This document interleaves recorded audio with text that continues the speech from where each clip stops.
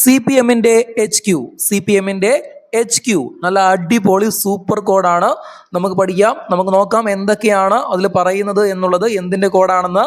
C certiorari, P prohibition, M mandamus, H habeas corpus, Q quo warranto. ആരും skip അടിക്കരുത്, ശ്രദ്ധിച്ചിരിക്കണേ. അങ്ങോട്ട് പോകുമ്പോഴത്തേന് പോയിന്റ്സുകൾ വരും.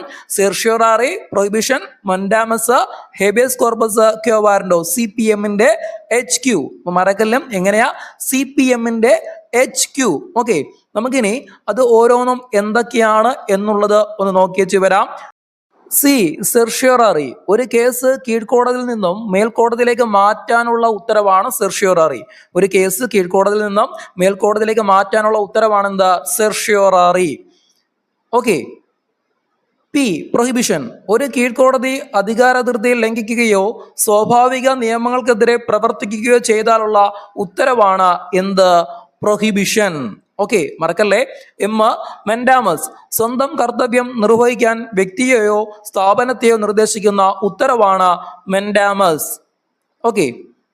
എച്ച് ഹേബിയസ് കോർപ്പസ്, അന്യായമായി തടവിൽ പാർപ്പിച്ചിരിക്കുന്ന ഒരാളെ സ്വതന്ത്രമാക്കാനുള്ള ഉത്തരവാണ് ഹേബിയസ് കോർപ്പസ്.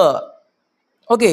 ക്യു കോവാരൻഡോ, അനർഹമായ ഉദ്യോഗം നേടിയിട്ടുണ്ടോ എന്ന് പരിശോധിക്കുന്ന ഉത്തരവാണ് കോവാരൻഡോ.